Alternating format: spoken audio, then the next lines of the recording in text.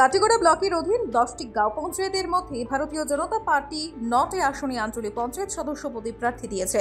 এর মধ্যে 6 জন দলীয় প্রার্থী জয়ী হয়েছেন বলে জানিয়েছেন বিজেপি কাটিগড়ার মণ্ডল সভাপতি বিশালাক্ষ দেব।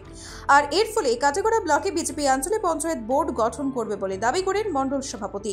তিনি আরও দাবি করে বলেন, কাটিগড়ার প্রতিটি জিপিতে বিজেপির পঞ্চায়েত সভাপতি হবেন। তাছাড়া উন্নয়নের স্বার্থে জেলা পরিষদ আসনে প্রমীলা বৈষ্ণবকে উৎসাহ করে ভোট প্রদান করায় এবং বিজেপির অন্য সকল প্রার্থীদের ভোট দিয়ে জয়ী করার জন্য বিশালাক্ষ আপামর নাগরিকদের প্রতি কৃতজ্ঞতা জ্ঞাপন করেন। এই সময় উপস্থিত ছিলেন প্রাক্তন জেলা পরিষদ সদস্য অসীম দত্ত, মণ্ডল সভাপতি নির্মলেন্দু চক্রবর্তী প্রমুখ।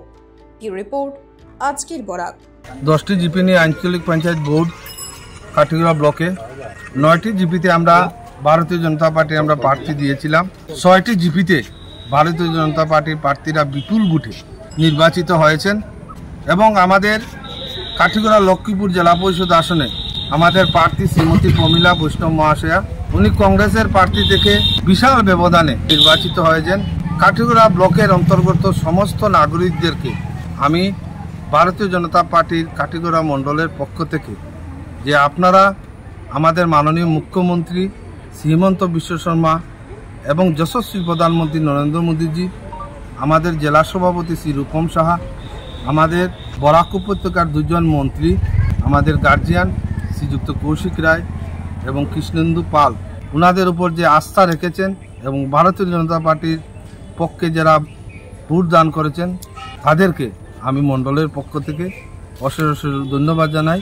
উন্নয়নের স্বার্থে জনগণ ভারতীয় জনতা পার্টির প্রার্থীদের পক্ষে ভোট দিয়েছেন এবং আমরা প্রতিটি জিপিতে আমাদের জিপি সভাপতিও আমাদের ভারতীয় জনতা পার্টি সেটা হবে, সেটা আপনাদের কাছে আমি নিশ্চিত করছি। LIC जिंदगी के साथ भी जिंदगी के बाद भी। আজ আপনার পলিসি করতে যোগাযোগ করুন লাইফ ইন্স্যুরেন্স অ্যাডভাইজার সৌমিত্র পালের সাথে। যোগাযোগ নম্বর 9864012438।